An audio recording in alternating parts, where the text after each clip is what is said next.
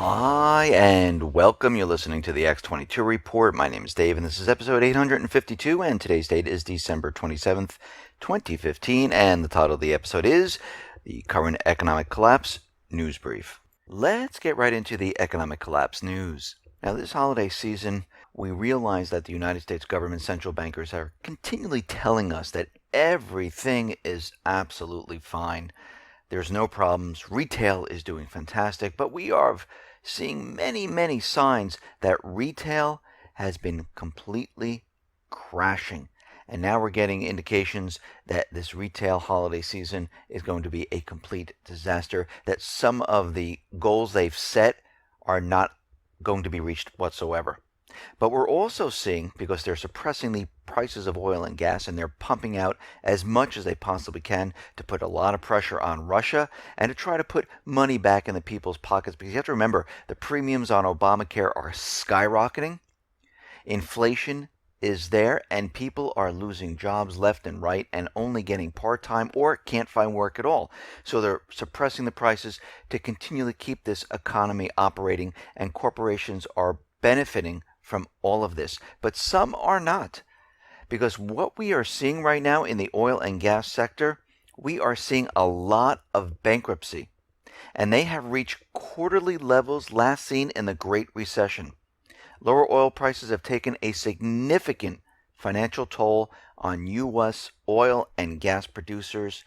And basically what we're seeing is at least 9 U.S. oil gas companies, accounting for more than $2 billion in debt, have now filed for bankruptcy in the fourth quarter.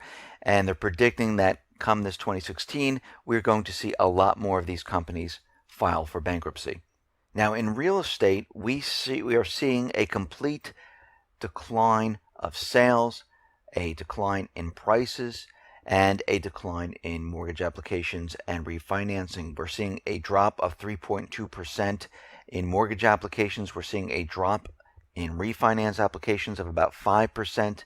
And this is going to continue because we have to remember, more and more companies are laying off.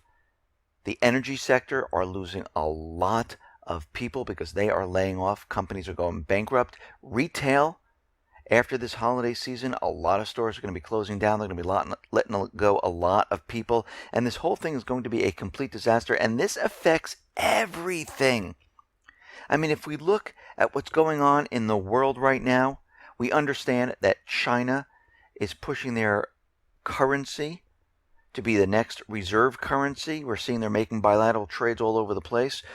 We see that Zimbabwe has become the first African nation to take on the yuan, and we're seeing cracks in other African nations. Some of Africa's largest economies, including Nigeria, Angola, Ethiopia, and many others, are now restricting access to the dollar. Why? Because they have shortages in their reserves. And a lot of these countries are saying, you know something? Maybe it's time to switch over to the yuan renminbi. Maybe it's time to dump the dollar and move over. And we're seeing a lot of this because in Nigeria, specifically, their main export is oil. And the dollar shortage in their reserves comes as an inflow of dollars from resources exports, from oil, from cotton. And they have plummeted with prices of these commodities falling and declining and crashing. The commodity route also is putting pressure on local currencies, which some central banks are trying to support with their dwindling supply of dollars. And Nigeria is introducing capital controls. They're looking for a solution to this, and one of their solutions they're looking at is the yuan. Same thing with Angola, same thing with Ethiopia. And we're going to see this spread across the African nations. Russia has made an agreement with India. Russia will supply India oil refineries with 10 million tons of oil annually for 10 years. Indian companies have also expressed interest in getting natural gas from Russia. And most likely, all of this is going to be taking place bypassing the dollar completely, using their own currency, or maybe the yuan, or maybe the ruble, but not the dollar. We're seeing here in the United States, we understand that The U.S. government central bankers, they're spying on every single person. They're putting pressure on those people who are speaking out against the government. And recently, there's been unclassified DH documents which prove local law enforcement is being propagandized against American patriots, the people that want to talk out against the government, don't agree with the government and what they're doing. And these unclassified law enforcement sensitive documents demonstrate just how local law enforcement is being propagandized against patriots in the United States by the Department of Homeland Security. So who do they target? Well, they're targeting individuals that recognize the government authority, but those individuals that engage in acts of violence due to their perception that the United States government is tyrannical and oppressive, those that believe the government is not on the right track, those people who believe the government is not working in their best interest, those who talk about the government and express their differences, but they need to remember how this country was formed. I mean, these are the same activities that are going on today that happened back when our founding fathers fought a revolution and created the Declaration of Independence, that created the Bill of Rights. The same exact scenario is now repeating itself. And remember, the founding fathers, they started off very peaceful until they were forced into fighting. They wanted to have a peaceful outcome to the entire situation, but that didn't go over well. Now, out in Afghanistan, we're getting reports, people on the ground there are now seeing CIA helicopters flying into Afghanistan, dropping off Islamic State fighters. Afghan authorities are now investigating all of these reports that are coming from all these people around the area saying, yes, we are seeing tons of helicopters fly in and they're dropping off more and more of the Islamic State into the country. And like we said before, out in Syria, the United States, Turkey, Qatar, Saudi Arabia are airlifting the Islamic State out of the region into different areas. Afghanistan, especially Libya, out to Yemen. They're trying to protect them because they see that Russia is actually destroying their proxy army. And they're trying to stop this. Now, out in Japan, we know the United States is continually putting pressure on Japan to build this new base. And the governor of Okinawa, he has filed a lawsuit now and said he is not going to stop until he gets this thing through and he stops the Japanese government from building a military base on his area. And he said he will resort to every possible measure and will not allow the new base to be built in Okinawa. And of course, they want the base built there because this way they can bring in more advanced military assets, more troops to the area, and this is going to help with the upcoming war. They need a base in this area. Out in Ukraine, we are seeing that the OSCE, they are investigating shelling, which was been done by the Ukrainian government. And as they were going to inspect a certain area, snipers on the Ukrainian side started firing at the OSCE observer team, which made them basically leave the entire area. And now they are not investigating until they can figure out how they can get back into that area without the snipers there. And of course, when they talk to the Ukrainian government and they say, what about these snipers? Hey, what are you talking about? There's no snipers. And of course, as we know, they use these type of tactics to push the OSCE out of areas they don't want them looking into. Now, it looks like the Iraqi troops, without the help of the United States government central bankers, without the help of Turkey, they are taking back the city of Ramadi.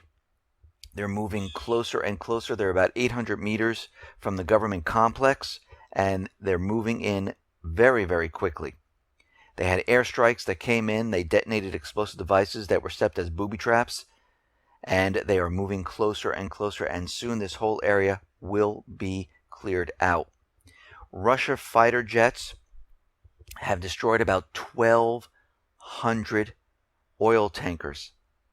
They flew in, spotted them, knew where they were, and just started dropping bombs, destroying all of them, destroying the convoy route which was headed into Turkey. And they have full footage of all of this. And they didn't drop leaflets. They didn't warn the Islamic State. They didn't say they weren't going to do it because of global warming or any other excuse the United States was using. They went in and they bombed the Islamic State, stopped their convoy, and stopped the funds coming in to fund the operation. And this is what the United States is very worried about. Now, we're getting reports that the top rebel leader, Zahran Aloush, was killed, and they're saying he was killed by a Russian bombing run in Damascus. And they're saying 5 other commanders might have also been killed. Now, this is all coming out of that London-based Syrian Observatory of Human Rights. You know, the guy who sits in his bedroom in an apartment over there, hasn't been to Syria for 15 years. He is reporting on all of this, letting everyone know what is going on. Now, because of this rebel leader being killed, the United States and the peacemakers to this new peace deal that the United States and Russia are trying to implement, this might be a problem at this point, because the death of this Syrian leader, the Free Syrian Army leader, the rebel leader, might be putting doubts on this peace talk, because they're saying that Russia plotted to kill him and other rebel leaders. And we can see already at this point, the United States government central bankers will be using everything they possibly can to get out of this deal. And we can see this is the first stage where they're trying to get out of this deal. And we have to remember one thing.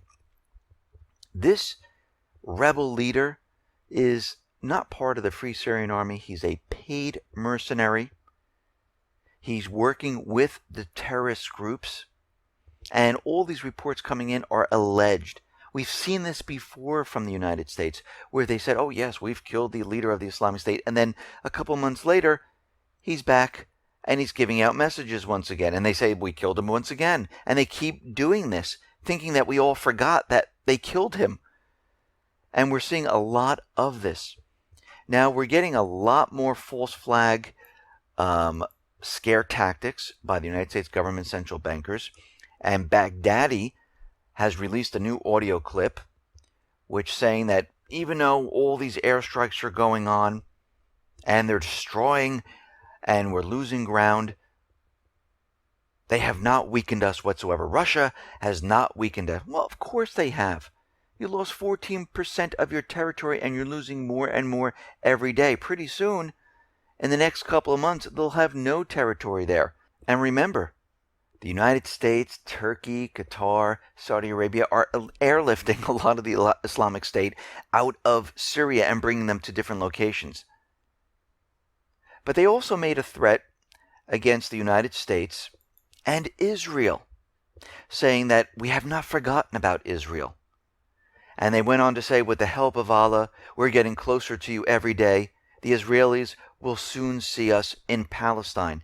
And this tells me that we might see the Islamic State in Gaza, which will allow the Israeli government to say, we have to go into Gaza and we have to strike the Palestinians. This is what I'm getting out of this. Because you have to remember, Israel is involved in this, the United States is involved in this, Saudi Arabia is involved in this. This is the proxy army for all of these countries. To go into Syria, to go into Afghanistan, to Libya, to Lebanon, to Yemen. So all of these threats are always done with the purpose of pushing their agenda. We will not see the Islamic State in Israel, downtown. They'll see them in Gaza if they're going to do anything. And this will give permission to Israel to go into Gaza and bomb that area once again. Just like we see the Islamic State, they're only going into those countries the United States government central bankers need to get back into. or want to get into. So we see them in Syria. We see them in the Philippines. We see them in Lebanon. We see them in Libya. We only see them in those countries. And if they need to push a false flag event, they'll pop up in Paris, in Europe, in Australia, Canada, the United States. This is completely orchestrated.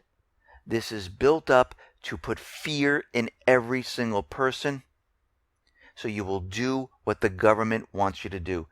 They want you to be subservient to them. They want you being patted down in airports. They want control over you. They want to spy over you. And then they want to bring you into war. And this is basically their entire plan, because their system is falling apart. It's crashing. And they have no alternative at this point to push the next event, to move into war, to cover up this entire collapse. Listen, everyone, thanks a lot for listening. Be well, be safe, and especially be prepared. Thanks a lot.